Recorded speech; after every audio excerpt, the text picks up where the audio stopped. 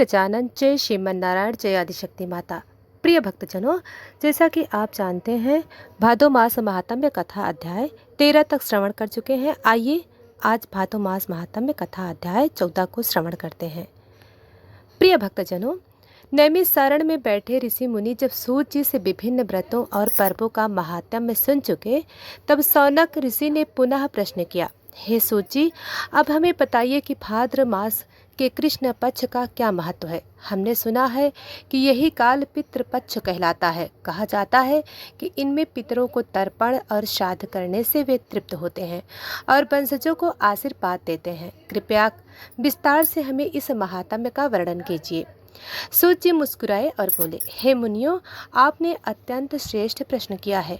पितरों के बिना जीवन अधूरा है। देवताओं की पूजा से स्वर्ग की प्राप्ति होती है, परंतु पितरों के तर्पण से मोक्ष का द्वार खुलता है। अब आप सब श्रद्धा से सुने।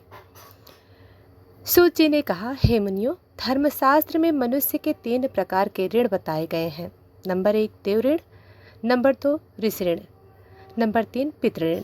देव ऋण देवताओं की उपासना और यज्ञ द्वारा उतरता है। ऋषि ऋण गुरु आचार्य ऋषियों के उपदेशों को मानकर और वेदाध्ययन से उतरता है।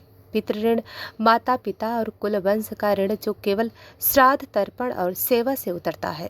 इनमें सबसे महत्वपूर्ण है पितृ ऋण, क्योंकि देव और ऋषियों हमें धर्म और ज्ञान देते हैं, परंतु माता पिता हमें शरीर और जन्म देते हैं। यदि यह ऋण नहीं उतारा गया तो ना तो लोक में सुख मिलता है और ना ही परलोक में। यही कारण है कि भाद्र मास का कृष्ण पक्ष विशेष रूप से पितरों को समर्पित किया गया है। शौनक आदि ऋषियों ने पूछा, हे सूत जी, पितृपक्ष की उत्पत्ति कैसे हुई? क्या यह स्वयं ब्रह्मा जी ने निर्धारित किया था?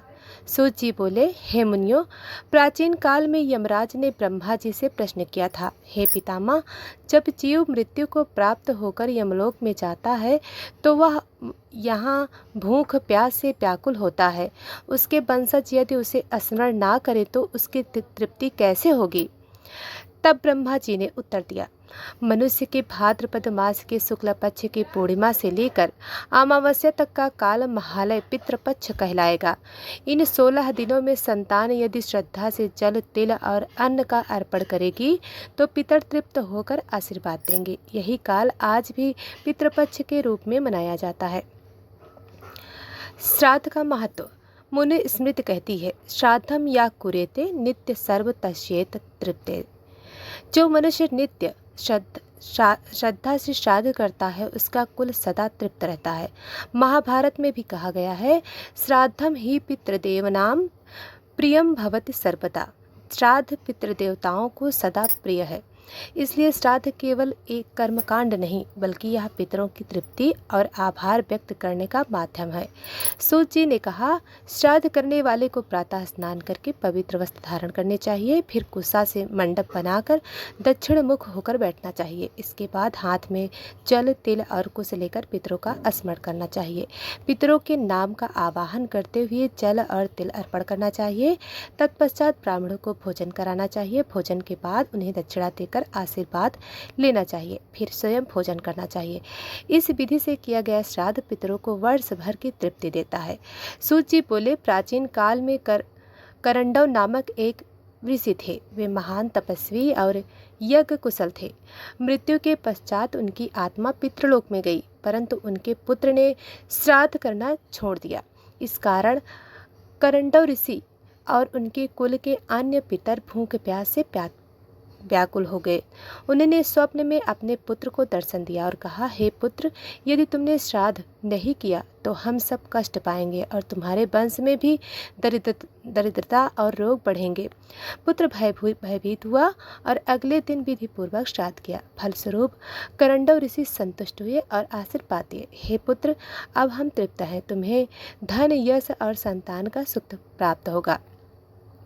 इस प्रकार श्राद्ध से पितर संतुष्ट होकर वंशजों को आशीर्वाद देते हैं। महाभारत युद्ध के बाद पांडव अत्यंत दुखी थे। युधिष्ठिर ने भीष्म पितामह से धर्म के विषय में पूछा। भीष्म ने कहा, हे धर्मराज, मनुष्य के लिए श्राद्ध और तर्पण सबसे श्रेष्ठ धर्म है। जो पुत्र पितरों का श्राद्ध नहीं करता वह यज्ञ करने पर भी निष्फल रहता है, परंतु जो पुत्र विधि पूर्वक पितरों को अन्न और जल अर्पण करता है वह स्वर्ग और मोक्ष दोनों का अधिकारी होता है। सूत जी बोले, पितृपक्ष में कुछ विशेष नियम बताए गए हैं। नंबर 1, इन दिनों में शुद्ध और सात्विक भोजन करना चाहिए। नंबर 2, ब्रह्मचर्य का पालन करना चाहिए। नंबर 3, मांस, मदिरा और तामसिक भोजन का त्याग करना चाहिए।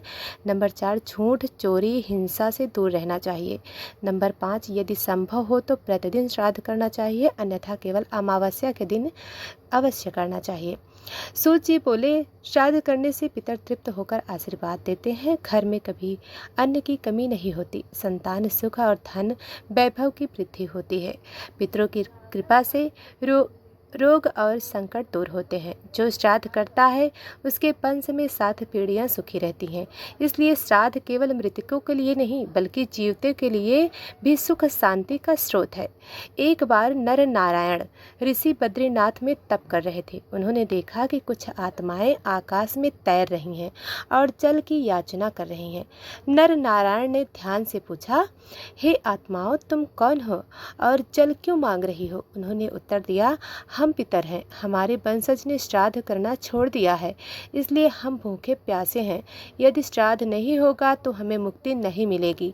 यह सुनकर ऋषि अत्यंत दुखी हुए और उन्होंने व्यवस्था की कि हर मनुष्य को पितृ पक्ष में श्राद्ध अवश्य करना चाहिए। तब से यह परंपरा अस्थायी हुई। सूत जी बोले, हे मुनियों, भाद्रपद मास का कृष्ण पक्ष केवल एक अनुष्ठान नहीं बल्कि यह पितरों की स्मृति और आभार का उत्सव है। जो पुत्र हमारे पितरों का श्राद्ध करता है वह कुल का उद्धार करता है, उसका जीवन मंगलमय होता है और अंत में वह स्वयं भी पितृलोक और फिर मोक्ष को प्राप्त करता है। इसलिए हे मुनियों, पितृ पक्ष का पालन करना प्रत्येक गृहस्थ का परम कर्तव्य है। सूत जी बोले, हे मुनियों, भाद्रपद मास का कृष्ण पक्ष जहाँ पितृपक्ष कहलाता है वहीं इसकी अमावस्या का दिन महालय अमावस्या के नाम से भी प्रसिद्ध है। इस दिन पितरों का राजा दिन कहलाता है। यही वह समय है जब पितर स्वर्ग, पितृलोक और यमलोक से धरती पर उतर आते हैं और अपने वंशजों की प्रतीक्षा करते हैं। जो लोग श्रद्धा, तर्पण और श्राद्ध इस दिन करते हैं उनके पितर तृप्त होकर अमूल्य आशीर्वाद देते हैं। जो इस दिन उपेक्षा करते हैं उनके कुल में दरिद्रता, अकाल मृत्यु और संतानहीनता जैसे दोष उत्पन्न होते हैं। शौनक ऋषि ने पूछा, हे सूत जी, कृपा करके हमें बताइए कि इस महालय अमावस्या की उत्पत्ति कैसे हुई? क्यों इसे पितरों का मुख्य दिन माना गया? सूत जी ने उत्तर दिया, हे मुनियों, जब भगवान विष्णु ने यमराज को धर्म पालन का भार दिया तब यमराज ने निवेदन किया, हे प्रभु, जीव जब मृत्यु को प्राप्त होकर मेरे लोक में आते हैं तो ये भूख प्यास से तड़पते हैं। उनके वंशज यदि स्मरण ना करें तो वे अत्यंत दुखी रहते हैं। इस दुख से बचने का कोई उपाय बताइए। तब भगवान विष्णु ने कहा, भाद्रपद मास की अमावस्या को पितरों के लिए विशेष तिथि माना जाए। इस दिन यदि वंशज जल, तिल और अन्न का तर्पण करेंगे तो पितर संतुष्ट होकर वर्ष भर तृप्त रहेंगे। इससे उन्हें शांति मिलेगी और पूर्वजों को आशीर्वाद प्राप्त होगा। तभी से यह दिन महालय अमावस्या के रूप में प्रचलित हुआ। गरुड़ पुराण कहता है, अमावस्याम तु यमासे भद्रपदे विशेषतः तस्याम श्रद्ध करतेव सा याति परमाम गतिम। भाद्रपद मास की अमावस्या को जो श्राद्ध करता है वह परम गति को प्राप्त होता है। विष्णु धर्म सूत्र में लिखा है, भाद्रपदे अमावस्यायाम पितृभ्यः श्रद्धाया हुतम तृप्ति ददाति पितृभ्यः तृप्ति ददाति वंशजम। अर्थात पितर ही नहीं, श्राद्ध करने वाले वंशज भी तृप्त और सुखी होते हैं। सूत जी ने कहा, महालय अमावस्या के दिन व्रती को प्रातः स्नान कर स्वच्छ वस्त्र धारण कर पवित्र आसन पर बैठकर श्राद्ध करना चाहिए।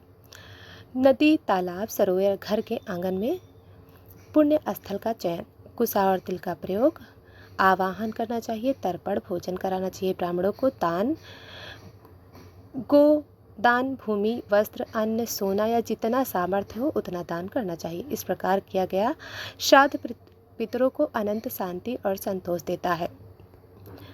कथा है, प्राचीन काल में करंधम नामक राजा अत्यंत धर्मात्मा थे।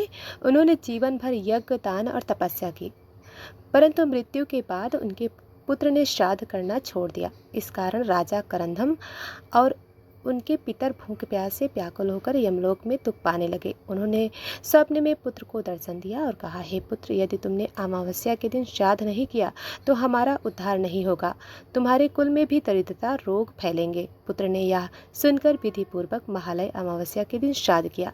फलस्वरूप पितर तृप्त हुए और आशीर्वाद दिए, अब तुम्हारे घर में कभी अन्न की कमी नहीं होगी। महाभारत के प्रसिद्ध नायक दानवीर कर्ण का उदाहरण इस दिन से जुड़ा है। जब कर्ण मृत्यु के बाद स्वर्गलोक पहुँचे तो उन्हें सोने, चांदी और रत्नों का भोजन परोसा गया। उन्होंने आश्चर्य से पूछा, मुझे अन्न और जल क्यों नहीं दिया गया? देवदूतों ने उत्तर दिया, हे कर्ण, आपने जीवन भर दान तो बहुत किया, परंतु कभी पितरों को अन्न और जल का दान नहीं दिया, इसलिए आपको यह फल मिलता है। कर्ण ने विनती की, मुझे पृथ्वी पर भेज दीजिए ताकि मैं श्राद्ध कर सकूं। भगवान यमराज ने उन्हें पितृपक्ष के समय 15 दिन के लिए पृथ्वी पर भेजा। कर्ण ने श्रद्धा से पितरों का श्राद्ध और तर्पण किया। तभी से यह काल पितृपक्ष और इसकी अमावस्या विशेष रूप से कर्ण की स्मृति में भी पवित्र मानी जाती है। सूत जी बोले, हे मुनियों, महालय अमावस्या के दिन पितर अपने अपने वंशज के घरों में आते हैं। यदि उन्हें तर्पण मिलता है तो वे संतुष्ट होकर आशीर्वाद देकर लौट जाते हैं। यदि उन्हें कुछ नहीं मिलता तो वे दुखी होकर शाप दे सकते हैं। इसलिए दिन अन्न, तिल, जल, वस्त्र दान देकर पितरों को प्रसन्न करना अत्यंत आवश्यक होता है। पितरों के आशीर्वाद से संतान दीर्घायु और स्वस्थ होती हैं। घर में धन, धान्य और अन्न की वृद्धि होती है। व्यापार और खेती में सफलता मिलती है। रोग, शोक और दरिद्रता दूर होती है। कुल में विद्या, भक्ति, वैभव की वृद्धि होती है। इस प्रकार पितर केवल तृप्त नहीं होते बल्कि अपने वंशजों के जीवन को भी मंगलमय बना देते हैं। शास्त्रों में कहा गया है, इस दिन विशेष रूप से किया गया प्रयाग, कुरुक्षेत्र, वाराणसी, बद्रीनाथ और पुष्कर में श्राद्ध करने से अच्छा फल मिलता है। गया श्राद्ध, यहाँ स्वयं भगवान विष्णु ने पितरों को तर्पण दिया था। प्रयाग त्रिवेणी संगम में तर्पण करने से पितर स्वर्गलोक को प्राप्त होते हैं। कुरुक्षेत्र, यहाँ श्राद्ध करने से 7 पीढ़ियाँ मुक्त हो जाती हैं। यदि कोई इन स्थलों पर जाकर श्राद्ध नहीं कर सकता तो अपने घर में ही श्राद्ध करने से भी उतना ही फल मिलता है। सूत जी बोले, हे मुनियों, महालय अमावस्या का दिन समस्त अमावस्याओं में सर्वोत्तम है। इस दिन किया गया श्राद्ध केवल पितरों को नहीं बल्कि करने वाले को भी इसमें समृद्ध और सुखी बनाता है। जो मनुष्य इस दिन श्रद्धा से पितरों को तर्पण करता है उसके जीवन में विघ्न बाधाएं दूर होती हैं। उसका वंशज दीर्घ काल तक सुखी रहता है और अंत समय में वह स्वयं भी पितृलोक और फिर परम पद को प्राप्त करता है। अतः हे मुनियों, महालय अमावस्या का पालन करना हर गृहस्थ का परम कर्तव्य है। तो प्रिय भक्तजनों, आज की यह अध्याय समाप्त होता है। हम कल अगले अध्याय में प्रवेश करेंगे। तब तक जय श्रीमन नारायण, जय श्री हरि विष्णु।